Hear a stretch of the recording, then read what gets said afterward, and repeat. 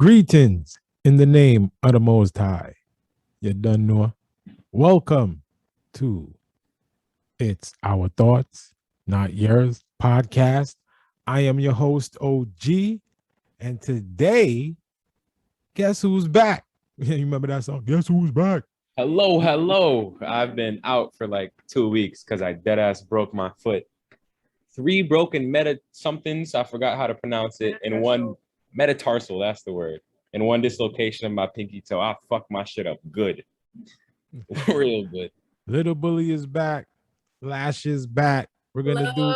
Oh my gosh, not my face. Hello guys. Yes, we're back. I've been busy taking care of Latrell with his broken feet. Foots. It's funny because I broke my foot like back in July. Not as bad as his. I broke my pinky metatarsal. So, I didn't really have to go through too much struggle, but I understand what he's going through. So yeah, it kind of sucks. And it's crazy. Like we broke our foot. We both broke a foot. We took turns. Yeah, we literally took turns. My shit's worse though. I got a metal pin in my shit. Yeah. I don't know. Yes. A couple I think it was 2 podcasts ago. I told everybody that. I was like, son, Littlebully broke his foot. And I'm like, it's ironic because Lash broke her foot a couple of months ago. So I'm like, it's crazy. And I said, that you was lucky that you had Lash, nigga. So and vice versa. She was lucky that she had you. So you had each other, which was the important part. But before we begin everything, you know how we do. We got to do the old social media handles. I'm an old soul. But my brother Nez told me I got to start doing it. So you can follow me on Instagram at otny.tv. YouTube is It's Our Thought, Not Yours, with an apostrophe S at the end. Because if you don't do that, you're going to have a hard time finding the channel. All one word because YouTube search algorithm is ass. Yes. Littlebully, give them your handles. Littlebully1 on Twitch. Same thing at TikTok. Yeah, I've been posting more TikTok videos of my Apex gaming. I'm getting better, slowly but surely. It's a process, trust it. And Lash, give them your handles, girl. My Instagram _lashme with 3 eyes at the end. My TikTok is lashme 3 eyes at the end. Yeah, that's all I really have right now. There it is. And this is episode 8.5 of the GOAT, aka the closer. And you know who I'm talking about. Mr. Dave Chappell, son. We're going to talk about his special that's been having so much controversy. It's bananas right now. Why it has controversy? It's a good conversation to have, and we're going to get into that. The alphabet community and the transgender community, and they're using the Black gay community to be the voice of their message to cancel Dave Chappelle. It's genius. I got to give them credit. They're very creative. They know as white people, they can't come out against Dave. It'll look racist. So they put black people who are gay. I don't know if you know the group. Have Lash Google the group. There's some gay black organization that is saying that they want Netflix to cancel Dave Chappelle's show. And I was like, wow, son, they are getting so smart. To put this group up here is really genius, because if you put white people up there, it's going to come off as racist. And that's what Dave was saying. He was saying that in his special, and it's crazy to me that they're doing exactly what he said in his special. Yep. He was being mad sarcastic about it too. That's the genius of this nigga, son. That's why I love him, son.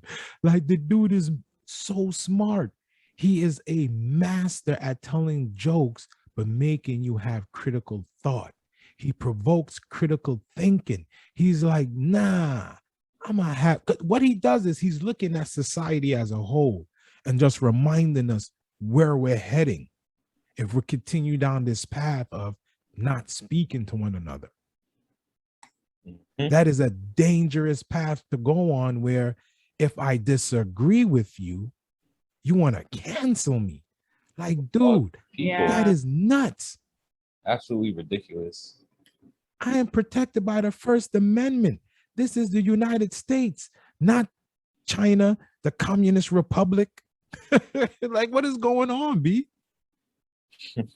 I feel What like is people like just it's like you said, like when someone doesn't agree with you, like if someone has like an opposing opinion, The cancel culture bandwagon. yeah, but it's like honestly, like, and again, I think we talked about this like in one of the previous podcasts, like back in high school, like back in like elementary school, all that, we would have conversations with people and they would be like, listen, like, even if you don't agree with what someone has to say, they still have the right to speak, their Thank opinion, you. like whatever, because Right. everyone has, it's like, freedom of speech. Yes, Even if you don't like it, yeah, I get it. Some people are trash, but exactly. can't do anything about that. You can agree to disagree. Little Right. bully. Your thoughts? Everybody has the right to their own opinion, man. I'm tired of hearing all these phobias, homophobia, transphobia. Like as soon as you disagree with someone's thought, all of a sudden you're homophobic or transphobic. Like, no. How does that make me afraid of them for expressing my opinion about something? It don't make no sense. None whatsoever. It's Fat phobia, fat phobia. Don't get me started with fat phobia. That's ridiculous. Like, I'm afraid of fat. Oh my goodness. Thank you. I want to be healthy, and that makes me a fat phobic. Like, dude, I was overweight. Like, I was so unhealthy, and it was crazy. You was telling me, you was warning me, but you was warning me in a subtle way, like this, saying, like, Dad, we should go to the gym. You might want to run a little bit. Like, you was doing little things to say, hey, you're looking a little roly-poly there. That's unhealthy. Man, it was turning around. His shape changed. Facts. And it took me, when I went to the doctor in 2019, it was like a reckoning. So that started my spiritual journey. So don't laugh, but God was using you as a vessel early on to get me into the gym. He saw that wasn't working, so he tried a different route, the doctor. Yep. A doctor who I hated. Health was at stake. A doctor who I hated, though. This is how we're gonna get back into Dave Chappell, but I'm gonna show you how life is funny. This doctor, right? Luttrell has a scholarship by a doctor named Abigail Adams. She was my doctor for over a decade. I loved her because she didn't treat me as a patient. She treated me as a human. So I loved her. So when she retired, I got this Indian doctor who I couldn't understand. She spoke bad English. So it was like a miscommunication a little bit, which is odd because I'm good with broken English. So I don't know. I just didn't like her vibe. I didn't like how she spoke to me. She treated me like a patient, not like a human. I'm like, oh man, this doctor's trash. Call my mom like, yo, this doctor's trash.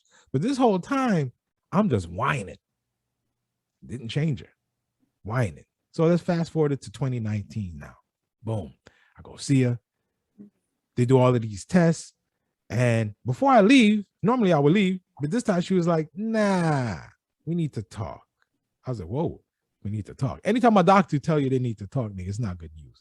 So she tells me my health is like really bad. Like I got high blood pressure, bad cholesterol.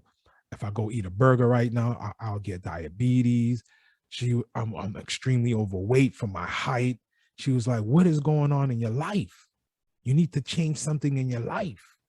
That was the first time she treated me like a human. And that started my journey of, okay, I got to change some shit. And that's when I quit my job, started thinking about, okay, how am I going to lose this weight? That's when I met that lady, Kathy. So I'm just showing y'all how God works, right? And then it leads us to this point here, like what my son was saying with all the phobia nonsense. I had to lose weight. Look how much weight I lost. None of your clothes fit no more. None of my shit fit no more.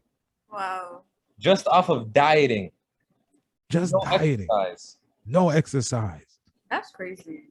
That's how you know, like, America specifically, like all that processed nonsense is not good for you, man. It's really not. And like, testimony. Even if it's easier, it's cheaper to buy, like, in reality. And that blows my mind. That shit it's crazy. Like, but honestly, like, it's just crazy. Like when I went abroad, to study abroad for a semester, like the food they were giving us was like I don't remember like how much everything like cost and stuff because I wasn't really buying groceries. I was staying with the host family, so she was like buying the food for us, and like she would do like meal preps. So, like for like the week, she would like kind of give me like 1 or 2 different meals, but it was super healthy, and like I didn't gain. I mean, I kind of gained some weight. I'm not gonna lie because I was eating good over there, but it wasn't like unhealthy that I'm like, oh, like I'm gonna have health issues in the future. So.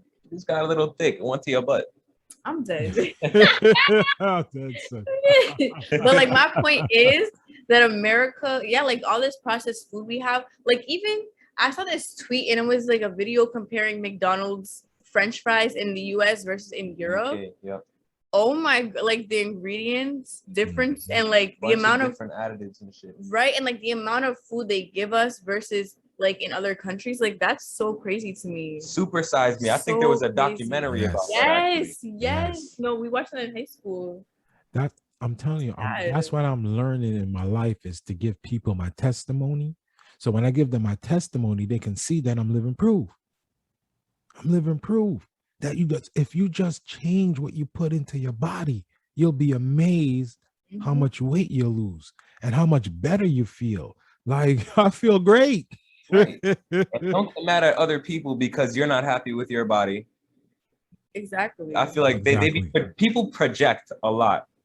Talking about fat phobia, this because say a bigger woman, or I'm gonna just be blunt, a fat woman goes to a skinnier man, and the skinnier man's like, I'm sorry, I prefer slimmer women. I just don't find you attractive. All of a sudden, she's going nuts and saying he's fat phobic. That's not right in my opinion. He has the right to his preference and the choice of women he wants to. I agree. Yeah. I agree. And there are men out there who like big women. This big women gotta find those men. Because I know a lot of Jamaican men that love their big women, son. Yo, facts me, I'm telling you, Dre, there's a lot of Jamaican men. They love those big women, son. That's why I be laughing at these big women. Like, let's go find yourself a Caribbean man. You be straight. They love big women, but just not me. That is not my taste in women. And plus, I look at things a little differently when it comes to women. I look for a woman's mind and I look for her actual spirit, who she is as a person, because to me, that defines who she is. Your character defines who you are. So I'm a different human being. So I approach things differently. That's why if you listen to the last podcast I did, and we're going to get back to Dave, I told the story of what happened to me last Saturday when an ex-girlfriend came to visit me. And she's married, so I was like, oh no, we not gonna be doing anything naughty. No. Oh hell no. Thank you. Facts. Like I'm trying to walk a spiritual path, and I'm like, this must be a test from God. So if y'all listen to that last podcast, and I tell a funny story, the moral of that thing is I didn't do anything. I behaved myself, but I finessed it to where the lady who was here, I did not reject her and hurt her feelings. I was able to do something else to give her enjoyment a different way. I stimulated her mind. Can I make a comment on that? I'm gonna say that's a double standard right there. Because if a woman rejects a man, she'll be mad disrespectful about it, hurting that man's feelings, and we just gotta take that. Like it just blows my mind with stupid ass double standards like that. Not all women. Not all women do that. But like you're right. Some girls, some women like to take the extra mile I feel like just to put the point across to like, listen, like no, but not everyone is like that. So I'm gonna break something down for y'all real quick. The reason why I didn't reject her is because I'm a spiritual man. We live in a place where there's something called a yin to a yang. There's a balance to everything. If I would have rejected her, I would have had some bad karma come back to me because I was mean. There's a way to reject somebody without being mean. So because I'm a spiritual man, I had to think quick on my feet. She was going through something, right? So by me giving her a massage, I released that tension that she had inside of her, because she told me that massage felt great. It felt like, she had a female orgasm. I was laughing, nigga. But it's because I gave her that massage, B. So I gave her something spiritual. You feel me? On a whole different level. All That's right, how back to the Dave Chappelle, Right. to the topic at hand, the closer. Yes, sir. I don't know how people call him transphobic after the story he told about Daphne. It just absolutely blows my mind. I think everybody should, instead of just taking what they hear and just run with it, watch it for yourself and form your own opinion. He tells a beautiful story of his friend. You could see him ready to cry on that stage after he talks about her, man. Should we play that clip now? Yeah, I think we should. I want your community to know that one of the coolest people I ever met was a transgender woman. And this is not a man that I knew that became a woman. This woman was trans when I met her. Lived in San Francisco. Daphne Dworman is her name. I would do 18 shows in the Bay Area, sometimes in Oakland and Dirty Hood nightclub, and she would be there, a white trans woman, laughing loud and hard at everything I said, especially the trans jokes. It's very puzzling because she was obviously trans. And one night after one of the shows, I met her. And what it was, turns out, it was her dream to be a comedian. And I was her hero. It's very moving. I could not dislike somebody that felt that way about me. We became fast friends. And when I made that special Sticks and Stones, right as it was coming out, I happened to be in San Francisco and I wanted to do a show, but I needed an opening act. And I remembered that trans woman I'd met. So I called her on the phone. And I called her myself. I said, hey, Daphne, this is Dave Chappelle. She couldn't believe it. And I go, I'm in San Francisco. And then she started saying a bunch of wild stuff. I was like, relax now. I don't want any pussy. I was, I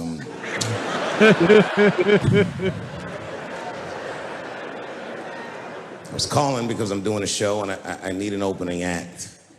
And I was wondering if you'd open the show. And she was like, fuck yeah. Now, I didn't know this at the time, but this woman had only done stand-up comedy 8 times in her life. This is little to no experience. And now she's about to open a show for what many call the GOAT.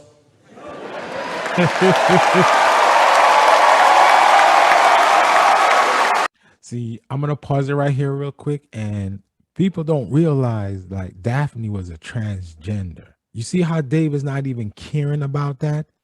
He asked her to open up for him. He ain't care that she was trans or anything. He's like, nah, son, open up for me. I'm in San Francisco. Like, think about who he is. He How does that calling make her. him afraid of trans women? Isn't that what phobia means? That he's afraid? Wouldn't you stay away of something that you're afraid of? Thank you. Come on. And you see how that's not even in his forefront of his thinking? He's like, I just want to do something nice. Like, yo, she wants to be a comedian and, you know, let her open up for me. We'll continue.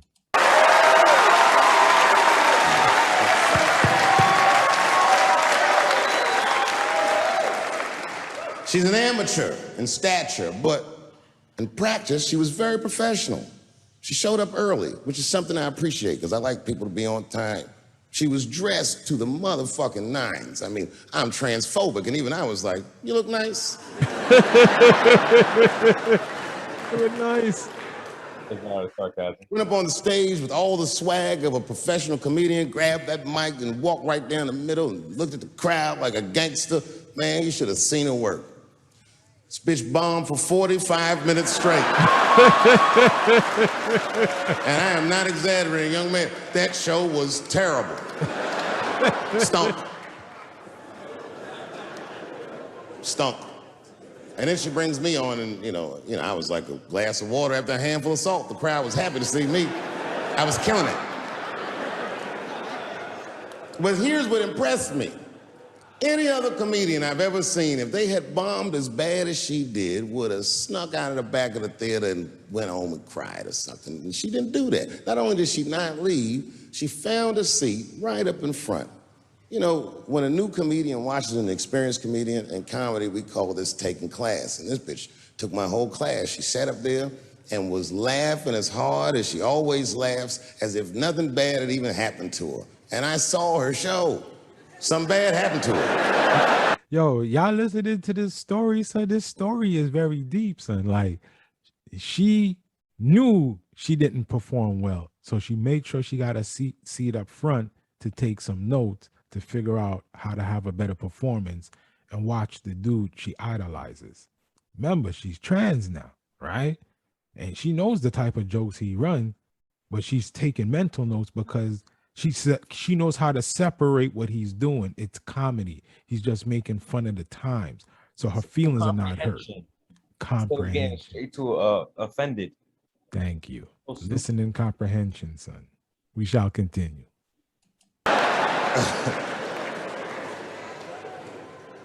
She was drunk.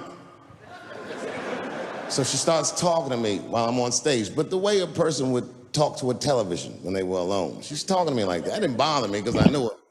But the crowd didn't like that shit at all because she sucked. And a guy in the back of the room stood up, and Daphne's hair was dyed blonde at the time, and the guy screamed out, and his energy felt wild as fuck. He said, "Hey, Daphne!" And everybody kind of clapped, like got tense. We didn't know if it was a heckler or an active shooter. And he said, "Does the carpet match the drapes?" Yeah, it was fucked up. The whole crowd kind of groaned because it was so like mean. Everybody groaned except for Daphne. She kind of laughed, which was weird. And she didn't even look all the way back. She said, "Sir, I don't have carpets. I have hardwood floors." Just like that. Just like that. Yo, fire. That was fire, Dread. Boy, when she said that shit, it blew the roof. That was fire, Dread. That's how you're supposed to handle something like that. You don't get offended and start attacking the other person. No, you just make a joke and move on with yourself. Facts. That's it. That was fire, Dread. How you think she handled that, Lash? No, I agree with Latrell. Like, I mean, I didn't really watch the full thing, but like this clip, I'm like, okay, like I feel like people get offended so easily, and like I don't know what it is about like this day and age, but like, yeah, people like in all different communities get super offended Yes. for like little jokes, but at the like, to be honest, like we're human, like we're supposed to like laugh, make fun of each other.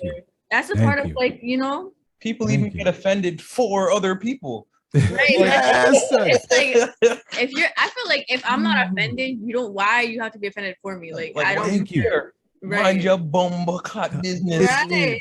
Yo, for real, Dread. That's another thing that boggles my mind. Like, how are you offended for me? If I'm good, if I'm telling you I'm good, nigga, I'm good.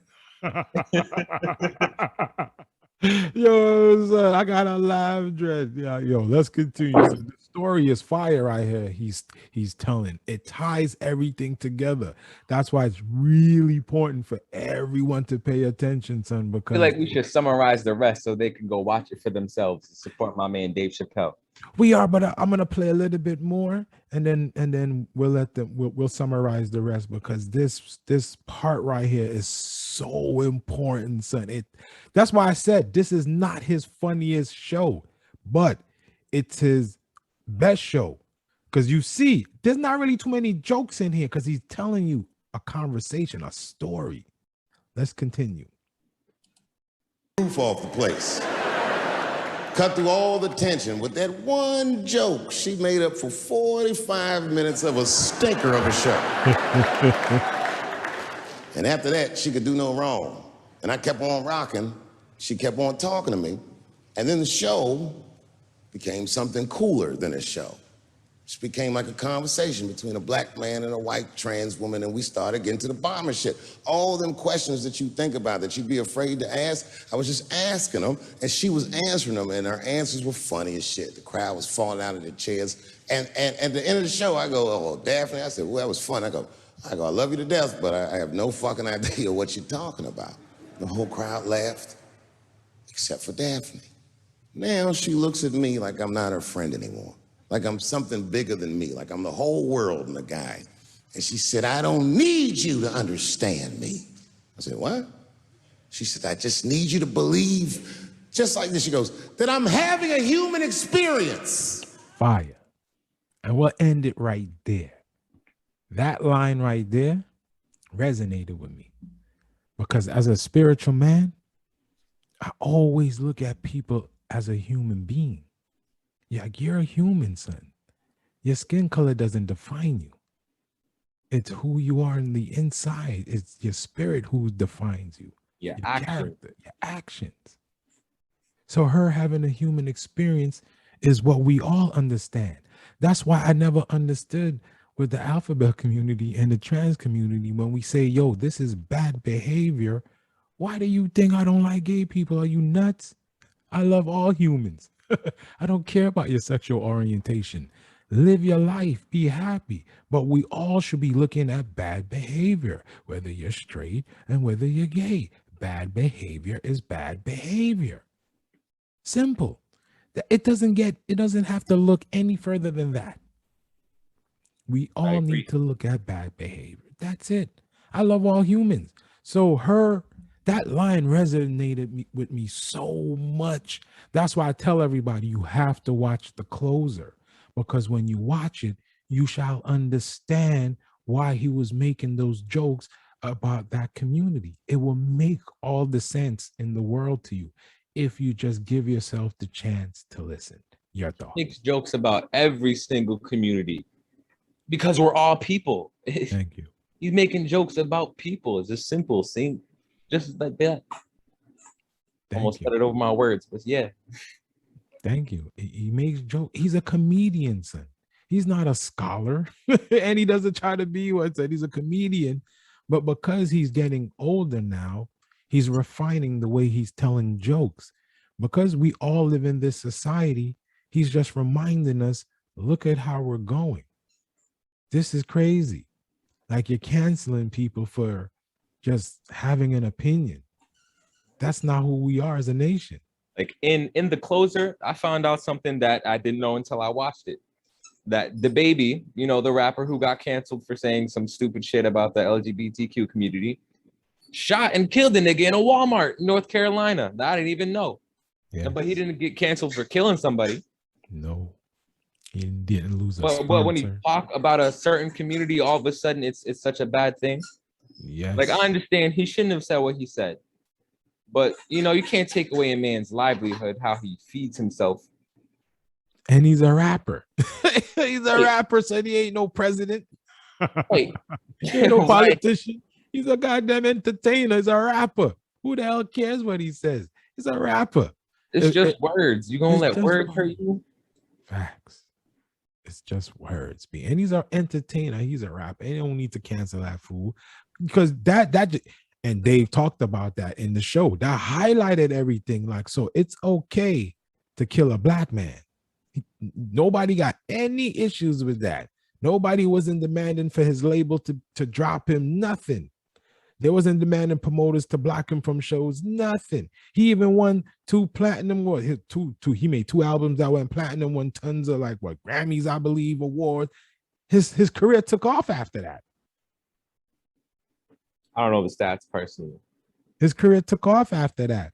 And then when he had that, that little, when he said those silly things, those, insensitive remarks, they want to cancel him. And Dave defended him and was like, yo, that's hypocrisy. Like, y'all say y'all down for black people, but the minute a black man speaks up, you want to cancel him. Why is it cancellation instead of education? It's a simple conversation you can have with a person to change the way they think. It's called critical thinking, man. Thank you. Comprehension. That's all. Thank you. And people like it. Miley Cyrus reached out to the baby after that whole thing, and she was honestly basically she was offering to have a sit down and chat with him to I guess educate him on what he said and why it was wrong. So that I remember that because it's wow, everyone was literally canceling him, all these shows, all these concerts were taking him off their list. Yep, he can't get a show anymore. Yeah, but then Miley Cyrus really was let's talk about it and have a conversation, human to human, because again, we're all human, we're not perfect. People will say ignorant shit all the time, but that doesn't mean that they can't learn why what they said was offensive or why it's not right to say. That's the main way of learning, is from your mistakes. Exactly. I say that every day the best way to learn is from your mistakes because it'll make you a better person. You know, you go through things for a reason, and then everything is a teachable moment, right? For the baby was a teachable moment. Like, he doesn't realize we living in a different world. You cannot be saying shit like that. You gotta hold that down. So, because if you know you say something like that, you're gonna get all this heat, and it's unnecessary heat. So if you want to articulate something like that, you gotta find a way to finesse it. And You know here's what I also mean? why I believe the cancel culture is wrong.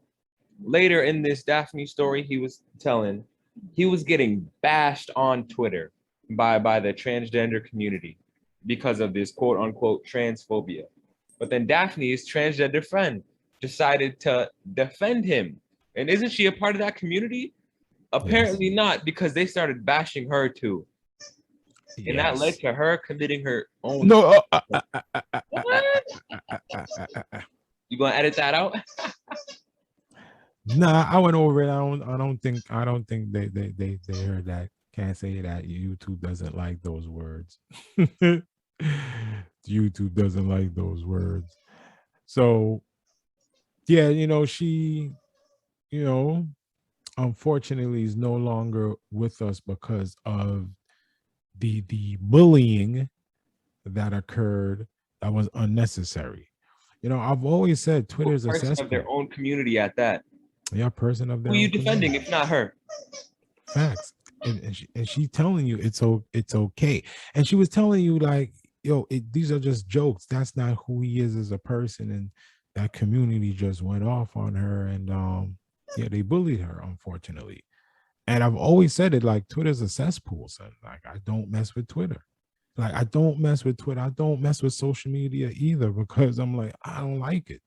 I only entered this realm now because of the podcast. That's it. My mind is just focused on that. But yeah, man, it's I don't know, son. It's crazy to me. I don't understand it at all. I don't understand why we just can't have conversations anymore. That's what's puzzling my mind. I'm like, what is the world becoming? We're supposed to be this Christian nation, right? And we're not acting that way. We're not acting that way at all, son. Don't get me started with religion, man. Don't get me started.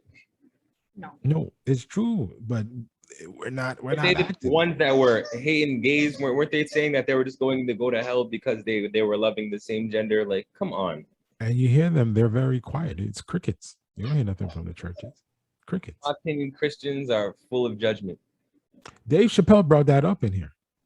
He brought that up in the close. That's why I love this man. He's very self-aware.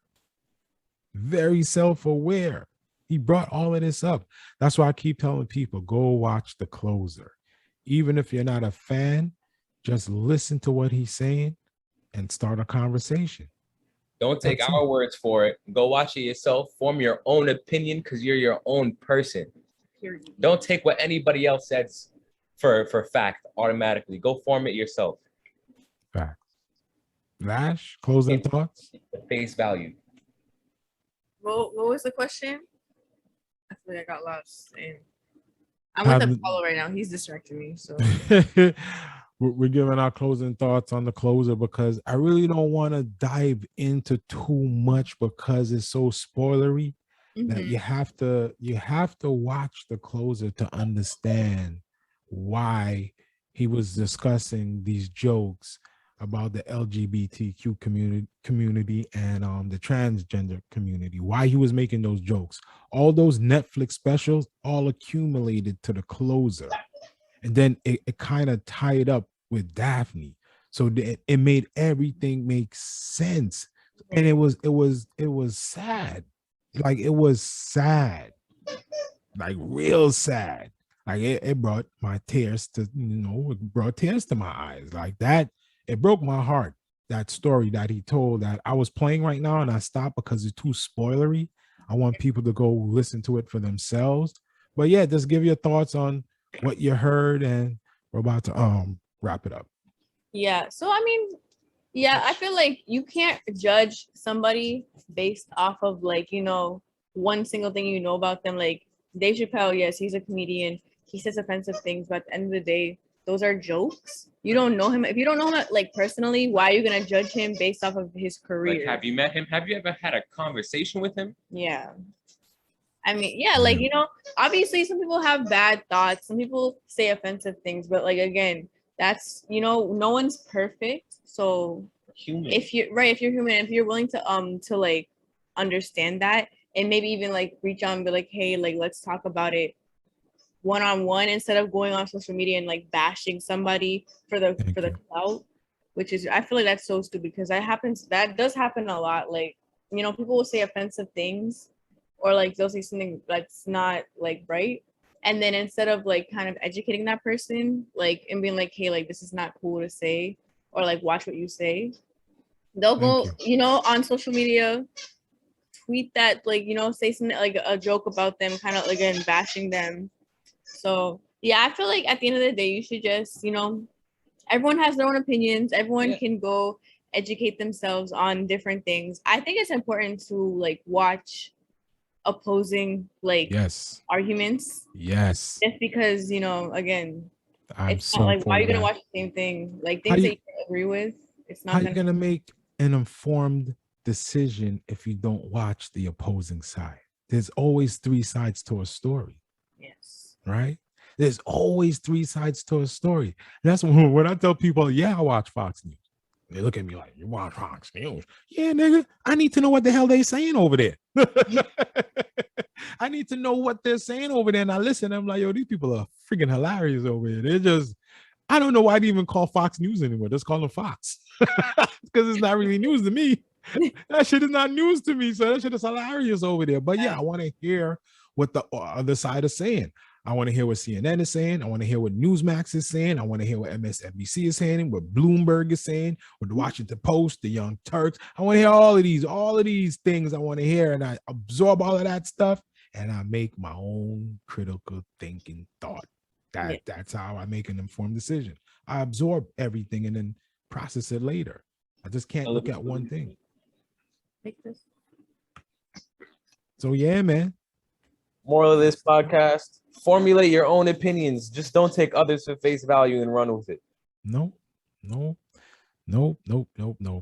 what I've been preaching, man. That's what I've been preaching. Now, that old saying, what I keep reminding everybody, when you get that gut feeling, that's your spirit.